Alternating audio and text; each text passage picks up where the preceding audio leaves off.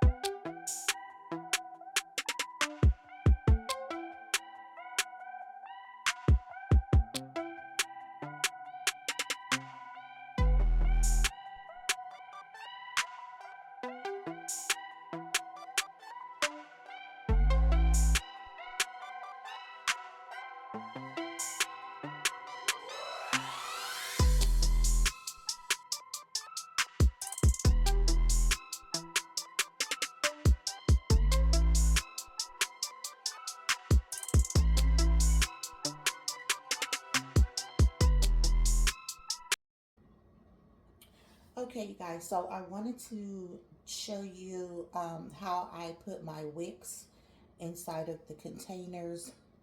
I'm going to do one of the samples, and then I'm also going to do one of the 8 ounces. This is not my normal setup. I normally do all of or make all of my candles in my office, but when I have a large order, I do like to come down in the kitchen because I have way more space. So prior to me melting my wax, I like to get all of my vessels. These are called vessels. I like to get all of my vessels cleaned and the wicks put in them so that when it comes time for the wax to be poured, I don't have to be like, or starting to melt the wax. Sometimes that wax can melt fast, sometimes it takes longer, but I don't like to take any chances. The more wax you have to melt, it does take a little bit longer, but I just like to be prepared ahead of time. So, again, I showed you the CD4 wicks that I'm going to be using for the 2-ounce candles. And so here we have wick stickers. I have a gang of these. And so what you do is you just take one of these wick stickers and you put it on the very bottom of the wick, on the metal part. And they are double-sided, so you just go ahead and peel off the other side. Sorry guys, my light it's motion, so it keeps going off. So you peel off that other piece, toss it in the trash, and then what you want to do is you want to make sure that you get that wick in the very center of your candle container or your vessel. Once you get it in there, you want to push it down really good, and now it's stuck in there. Now, some people likes to wait until after they pour their wax to put their wick holders on. So I have two different types of wick holders. I have the wick holders that are wooden, so they just look like popsicle sticks with holes in them. And then I have these metal wick holders, which this is my favorite. Like, these really hold, but because I'm only doing little sample candles, I don't want to use my metal wicks, my metal wick holders for these. So I am gonna go ahead and just use the popsicle sticks. I thought I had a bunch of other ones, but these are brand new, so I'm gonna go ahead and get these opened really quickly. And I'm just going to use these for the sample candles because I feel like, the metal wick holders are a lot bigger. And these are some pretty small candles. So I'm going to go ahead and use these. So you see how it has a hole in the middle. So what you just want to do is you just want to slide the top of the wick into that hole. And so when you pour your wax in, then you'll be able to center your wick, and then you leave it. And so this is what it looks like. So once you pour your wax in, then you'll go ahead and you'll center your wick, and then you'll leave it so that it'll dry. Once the wick dries, then you just pull this off and you cut your wick to the desired length. So that's one. So now we're going to go ahead and we're going to do our glass container. So for this one, I am using the CD 12-inch wicks. So these are bigger wicks because the container is bigger. So this is a 10-ounce container, even though we're only using 8 ounces of wax. So this is a great wick for this particular candle size. They do have the the CD 10s as well. I just don't have any more of those right now, so I'm gonna go ahead and use these. So again, you do the same thing. You want to put your wick sticker on. You want to peel off that extra piece, and then you want to go ahead and center this as best as you can. And sometimes if the container that you're using is pretty deep and you may not be able to get your hands in there, they do have like these little wick, little pressers, I guess you can call them, where you can dig down in and press that wick down just to make sure that when you pour your wax, it does not lift. I'm just using some scissors because this is what I have on hand right now. And then there you go. My wick is now in the container. Now for this, I am going to go ahead and use the metal wick holders because it is a larger container and it will actually hold better on this container. So this is what this wick holder looks like, and it does have 3 holes because you might make a candle that's really big and it may cause for 2 wicks or 3 wicks. So if it does cause for 2 wicks, then you can go ahead and use the 2 outside. So you just space the wicks accordingly, according to this, inside of whatever container you have, and then that way you can use this to lock it in. So basically what you just do is you slide the wick into the desired hole, and then it kind of hugs the end, but I like it because there's like this little nook. If you guys saw that little nook right there allowed me to be able to lock in that wick so that it does not move. So once, this one wants to sit there and flop around, but once you put your wax in, then you'll be able to again set this so that it doesn't move. Please excuse my dry hands, y'all. My hands stay in water and rubbing alcohol. Okay, so you guys see now it's not moving. It's locked on now. Okay, and so this is what I'm going to do with the rest of my 10-ounce containers that will hold 8 ounces of wax. I'm going to go ahead and finish all of these, and then I will be back. I wanted to come back really quickly and say that I don't normally just do each one individually. I normally get all of the wicks together with the wick stickers according to however many vessels I have that I need to put wicks in. I normally get all the wick stickers on them, and then that way I'll have all of the vessels lined up, and I'll just peel off the extra sticker, get them completed, and move on to the next. It takes a little bit longer when you're just constantly doing one by one by one, so I like to just kind of do everything all at one time. So I thought I'd throw that in there. Okay, see you in the next clip.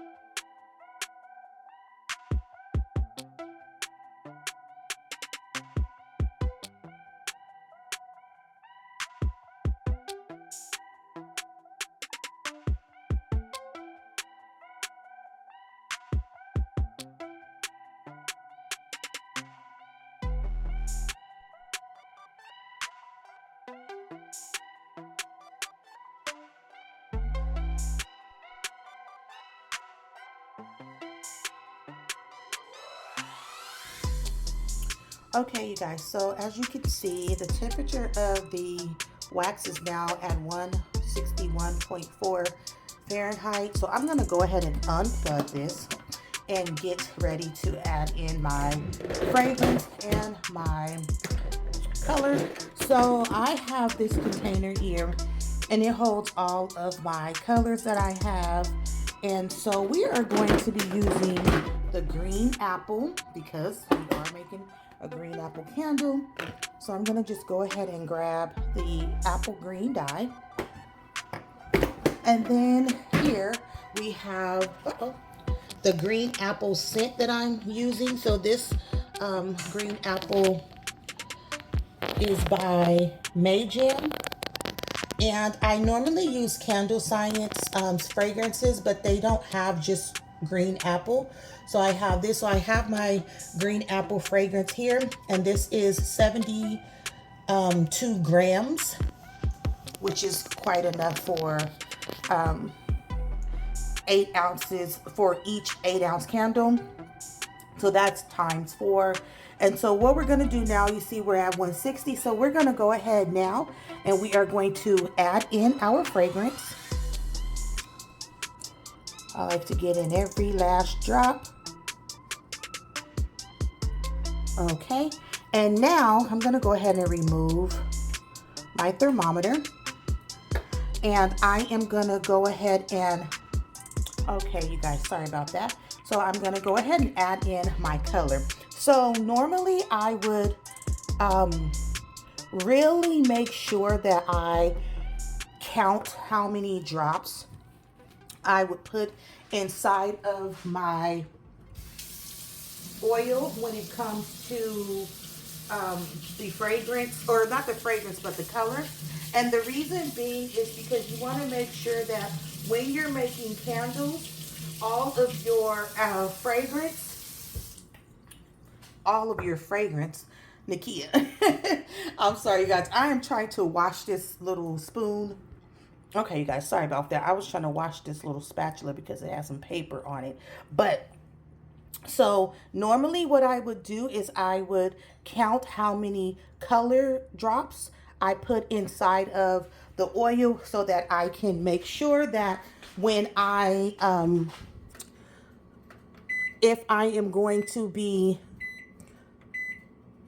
selling these on my website, I want to make sure that I keep the same amount of color in each batch so that they all pretty much look the same. But since these are custom, I just pretty much added the green color in, just put it in to my liking. This is pretty dark, but the thing is that the darker it looks in the actual wax when you're mixing it together, when it dries, it's gonna be lighter. It's not gonna dry this dark. So as you see, I just set a 2-minute timer on my microwave because you want to mix your fragrance and your color in your wax for 2 minutes before pouring. So we're gonna just go ahead and get this mixed. We have 1 minute and 7 seconds left. Once the timer is done, then I will come back and show you guys the pouring process. Okay, you guys, so before I show you the pouring process for the green apple candles, I do have the wax melting already for the sample candles. I do have it on high, which is number 5. So while I am pouring these green apple candles, I have that wax going. So here I have a pancake funnel pour. So this is actually a kitchen item. So this here you actually can buy. I bought it off of Amazon, and it is to pour pancakes. So I did get it out of the kitchen section, and this is a lifesaver when it comes to pouring candles. It's quick, and it also helps you to control the wax. It's not like pouring everywhere. You just pour it right in. So I'm going to go ahead, and what I'm going to do is I'm going to pour some of this wax into this container. Oh, see, I'm making a mess, you guys. This is the reason why you don't want to pour your candles with these types of wide mouth containers, because I'm over here making a big old mess. Okay, so now that I have that in its container, what I'm going to do is I'm going to come over here to my candles that I'm going to be doing the green apple. And so I'm just going to push this little handle, and you can push it as pull it up as high or as low as you want, which will control the actual speed of the candle being poured. Now these candles I'm not going to fill all the way up because they have wicks, and we need to leave room for the top of the wick. So I'm only going to go up so far to again allow room for the wick. The other ones I am going to go ahead and just pour all the way up. So this one's done. So we're going to go ahead and we're going to refill this and finish off these green apple candles.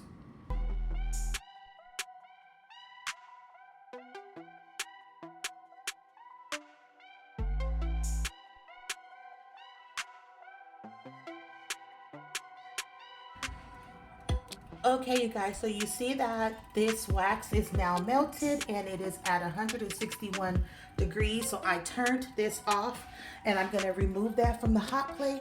And over here I have the scents that I'm using. So I have the limoncello cream, which is my signature candle scent. It is going to be yellow. And then I have here the black cherry merlot, and we're gonna make that like a cherry color.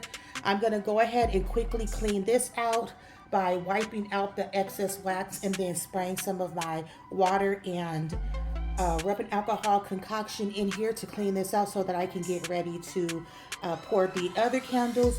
And then I am also going to be pouring 24 ounces of wax in here so that I can separate the two, so that I can go ahead and add the color and fragrance for the black cherry merlot in here.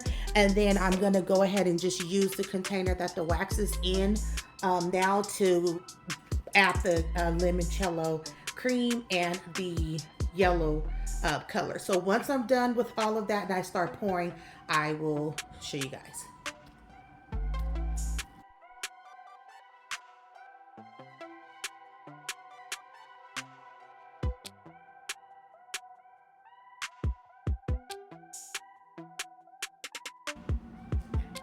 Okay, you guys, so you saw that little mishap that I had. That was because this was a brand new scent or color dye, and I cut the little tip, but I guess I didn't cut it down far enough.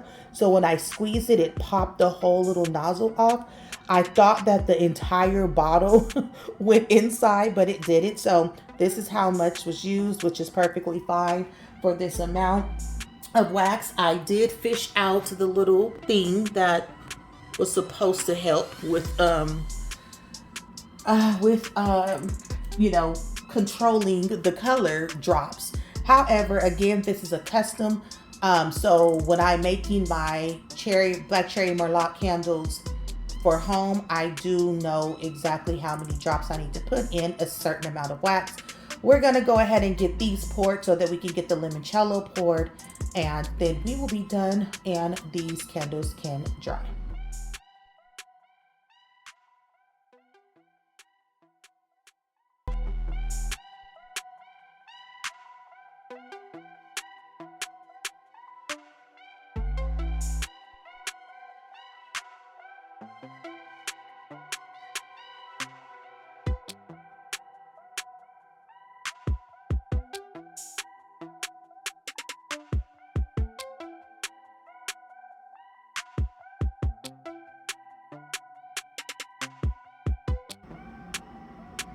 All right, everyone, this is the second to last clip that I'm gonna come back to you guys with. The last one will obviously be everything completed, but I wanted to show you guys, these are already cut, so I'm just taking the little wood wick holders off, and I am cutting the wicks, putting the lids on, and then once I put the lids on, I am going ahead and putting the warning sticker on the bottom, and then the top, these are custom for an event that's coming up. So, oh, that doesn't want to focus.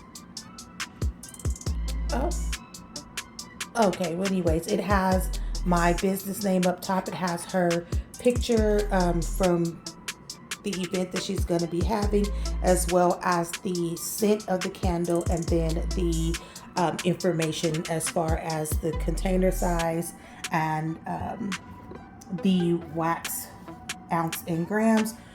That has to be on the information for legal purposes. So yeah, so right now I am just doing the limoncello cream ones, and then I will go ahead and do the black cherry merlot, and then this is going to be her box here. I have her thank you card and everything ready to go, and also I have my cards that has my business information on them, and also these cards also have the candle information on them. So yeah, so this is her personal request, or her personalized